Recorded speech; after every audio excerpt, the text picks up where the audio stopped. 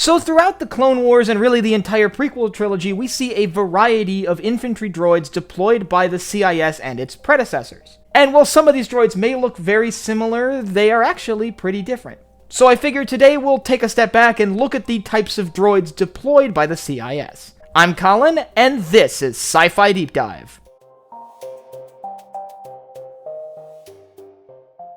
Remember, if you enjoyed this video, to head down below and hit that subscribe button. Now, I will say before we get started that this is actually focused on infantry. I won't really be talking about droid tanks or anything like that. I would like to cover that in a future video, so if that's something you really want to see, definitely let me know down in the comments. So let's start where these battle droids began, and that's with the OOM. The OOM series battle droids are the battle droids we see in the Phantom Menace. They're operated mainly by the Trade Federation, but several other factions across the galaxy were known to have utilized them at this time, and while effective and very easily mass-produced, which made them appealing to the Trade Federation, they did have a few notable flaws.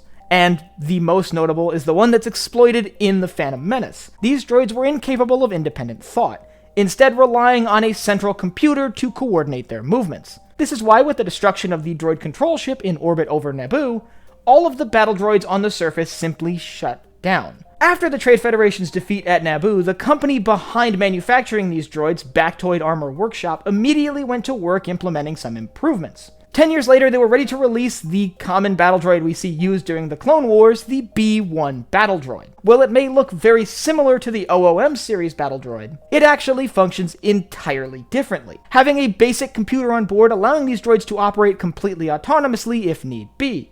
However, in a lot of cases, they are still controlled from a central computer, and the secondary computer on the droid is more of a backup than anything else. Basically, they tried to patch out the failure that caused the Trade Federation's defeat at Naboo. Now, the B-1 battle droid is actually remarkably versatile, arguably one of the most versatile droids within the Separatist military.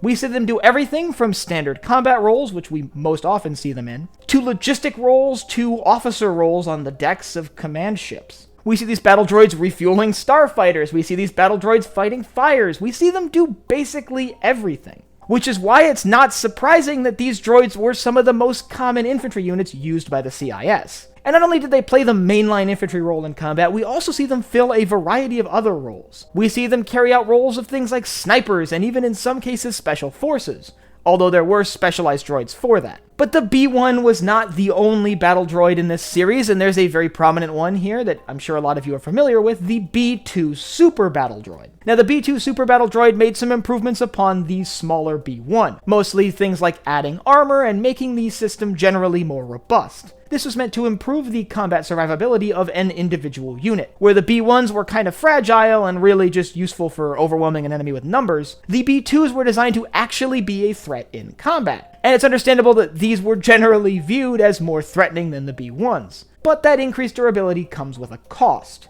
The B-2s were significantly more expensive than the B-1s and thus deployed in smaller numbers. There was a modified version called a B-3 that didn't see a ton of combat and is only mentioned a few places in canon, but did have a slightly more prominent role in Legends. But moving away from the standard droids, let's talk about some of the more specialized units they used. The Destroyer Droid, also known as the Droideka, kind of seemed to fill a heavy machine gunner role. They roll into combat, rolled up into little balls, and then deploy into a full-size droid when they arrive at their target. Once deployed, they protect themselves with a shield, and then proceed to use 4 laser cannons to bombard a target. While the droids themselves aren't very sturdy, their shields give them a certain level of survivability, and make them a significant threat in combat. And while clones and rebel forces were able to find ways around this, it usually involved some sort of sneaky maneuvers, usually getting close enough to a droid to sneak a grenade into its shield. Now, there's one more type of droid that saw some significant use during the war that I definitely think is worth talking about, and that's the BX series Commando Droid.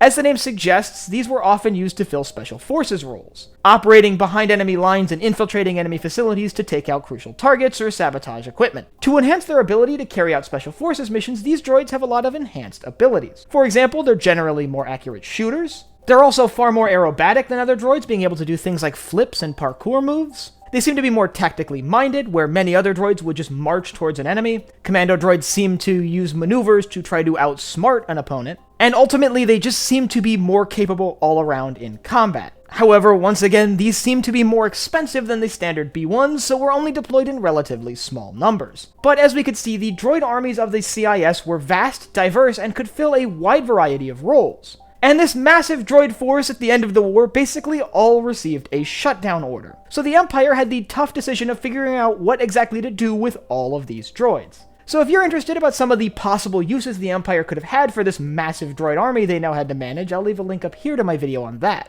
And I want you to let me know down in the comments which of these droids is your favorite. Do you have one type of battle droid that you like more than the others, or that you think are really cool? And if you have anything you want me to cover from Star Wars, leave it down below in the comments. And last but not least, if you enjoyed this video, head down below, hit the like button, the subscribe button, and the bell icon so you get notified when I upload new videos. So for Sci-Fi Deep Dive, I'm Colin, and I will see you next time.